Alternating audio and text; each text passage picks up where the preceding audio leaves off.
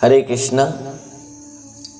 आज हम लोग श्री एकादशी की महात्म्य श्रवण करेंगे। भक्तों, समस्त शास्त्रों में, समस्त उपनिषदों में, समस्त वेद वेदांतों में जो सिद्धांत कहा गया है वो है एकमात्र भगवान को पाने के लिए भक्ति ही उपाय है। एकमात्र भक्ति के व्यतीत और कुछ भी साधन से भगवान नहीं मिलते हैं। केचित् केवलया भक्त्या वासुदेव परायण अघं दुन्नन्ति काष्णेन निहारम्यो भास्करः। भक्तों, जिस प्रकार सूर्य उदय होने से पहले अंधकार दूर हो जाते हैं, उसी प्रकार जीव के हृदय में भगवान के चरण में जब भक्ति उदय होने से पहले ही समस्त प्रकार प्रारब्ध रूप कामनाएं, वासनाएं और पाप राशि नष्ट हो जाते हैं और भक्ति उदय होते ही भगवान प्रकट हो जाते हैं। और इस भक्ति को प्राप्ति करने के लिए भगवान जिस उपाय, जिस मार्ग, जिस सिद्धांत शास्त्रों में बताया गया है वो है एक बहुत सुंदर, सहज और सुलभ उपाय है श्री एकादशी व्रत। समस्त शास्त्रों ने कहा है, रटन्ति ह पुराणानि भूय भूय वरानने न भक्तव्यं न भोक्तव्यं संप्राप्ते हरिवासरे। रटन्ति ह पुराणानि भूय भूय वरानने न भक्तव्यं न भोक्तव्यं संप्राप्ते हरिवासरे। समस्त शास्त्रों में कहा गया है, समस्त शास्त्र कहते हैं कि एकादशी तिथि में भोजन नहीं करना है, नहीं करना है और नहीं करना है। और इस श्लोक को हम पद्म पुराण में आधार किया गया है। और इस प्रकार समस्त शास्त्रों में इसी बात को कहा गया है। एकादशी व्रत ही एकमात्र है, क्योंकि हमारे जो आचार्यों ने, हमारे गुरु परंपराओं ने इस बात को कहा है कि किस प्रकार इस भक्ति के लिए एकादशी व्रत है एकमात्र श्रेष्ठ है। माधव तिथि भक्ति जननी जतन पालन करी। भक्तों, बहुत प्रयत्न के साथ इस माधव तिथि भक्ति जननी श्री एकादशी व्रत को भक्तों ने रखते हैं, केवल भगवान के चरण में प्रेम भक्ति को प्राप्त करने के लिए। आइए, आज जो एकादशी है, जिस एकादशी के लिए, जिस कथा को श्रवण करने के लिए यहाँ पर उपस्थित हुए हैं, इस कार्तिक मास शुक्ल पक्ष देव उत्थान एकादशी, अथवा इस एकादशी का नाम और भी एक है प्रबोधिनी एकादशी भी कहा जाता है। देव उत्थान एकादशी अथवा प्रबोधिनी एकादशी कार्तिक मास शुक्ल पक्ष में इस एकादशी की महिमा बहुत सुंदर है। और इस महिमा को सर्वप्रथम ब्रह्मा ने नारद जी को सुनाया। भक्तों, जब एक बार युधिष्ठिर महाराज ने भगवान को प्रश्न किया कि प्रभु, आप इस कार्तिक माह के जो शुक्ल पक्ष एकादशी व्रत के बारे में मुझे सुनाइए। तब क्या हुआ? भगवान ने कहा, हे युधिष्ठिर महाराज, इस एकादशी व्रत को श्री ब्रह्मा जी ने नारद जी को सुनाया। एक बार नारद जी ने ब्रह्मा जी के पास जाकर पहुंचते हैं। ब्रह्मा ने कहा, है नारद, इस एकादशी व्रत जो कार्तिक माह शुक्ल पक्ष देव उत्थान एकादशी अथवा प्रबोधिनी एकादशी, ये अत्यंत महिमामय है। जिस एकादशी को पालन करते ही जीव को सर्वस्व प्राप्त हो जाती है, समस्त यज्ञ के फल प्राप्त हो जाते हैं, समस्त भजन साधन योग तपस्या के फल प्राप्त हो जाते हैं एकमात्र एकादशी व्रत से ही। तो इस व्रत को यदि जीव कोई भी व्यक्ति बहुत निष्ठा के साथ पालन करेगा, निश्चित भाव से उसका समस्त पाप राशि नष्ट हो जाएंगे, समस्त प्रारब्ध कर्म फल नष्ट हो जाएंगे और वो समस्त पाप और प्रारब्ध कर्म से मुक्त हो जाएगा और कृष्ण प्रेम भक्ति को प्राप्त करेगा।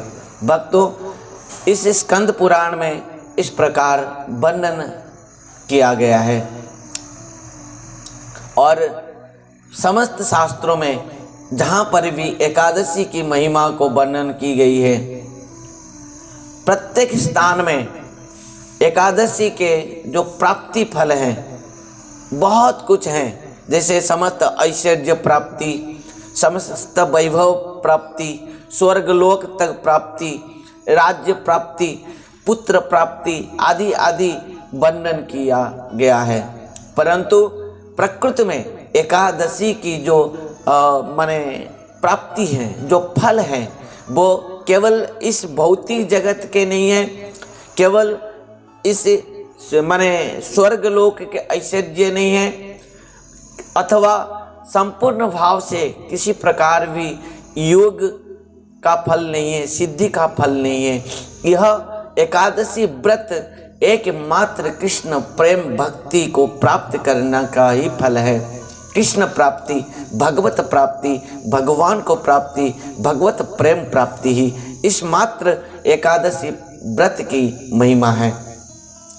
यद्यपि समस्त शास्त्रों में इस प्रकार कहा गया है। क्यों कहा गया है? क्योंकि हम जैसे बद्ध जीव इस प्रकार एकादशी व्रत को रखने के लिए जब नहीं चाहता है, जिस प्रकार छोटे छोटे बच्चे दवाई पीने के लिए नहीं चाहते हैं, तो पिता माता क्या करते हैं, कुछ प्रलोभन दिखाते हैं बच्चों को और वो प्रलोभन के माध्यम से उसको दवाई पिलाते हैं। वो बच्चा, छोटा सा बच्चा कुछ प्रलोभन प्राप्त करते हुए वो विभिन्न प्रकार प्रलोभन में पड़ते हुए वो दवाई पी लेता है। परंतु मुख्य जो लक्ष्य है पिता माता के कि वो अपना संतान को दवाई पिलाने के लिए और उसका उसी माध्यम से उसका रोग संपूर्ण भाव से, पूर्ण भाव से वो रोग मुक्त होने के लिए। उसी प्रकार हम इस संसार भौतिक जगत के विषयासक्त होकर जो गृह में गृह व्याधिग्रस्त जीव संसार मायाग्रस्त मोह में जो इस प्रकार रोग व्याधि में पड़ा है और इस समस्त भौतिक रोग से मुक्त कराने के लिए भगवान ने एकादशी रूप इस सुंदर व्रत के माध्यम से जीव के हृदय में इन समस्त रोग को से मुक्त कराने के लिए जो औषधियाँ बनाए हैं और हम सबको प्रदान किया गया है। और इसी के लिए भगवान ने हमारे जैसे बद्ध जीवों को प्रलोभन दिखाने के लिए इन समस्त ऐश्वर्य प्राप्ति के बारे में बताए हैं। परंतु प्रकृति में एकादशी व्रत का पालन केवल भगवत प्राप्ति के लिए है, कृष्ण प्रेम प्राप्ति के लिए ही है। जो यहाँ पर भी जो कहा गया है कि जो उत्थान एकादशी अथवा प्रवदिनी एकादशी व्रत को जो रखेगा उसको समस्त वाजपेयी यज्ञ, समस्त राजसूय यज्ञ का फल मिल जाएगा।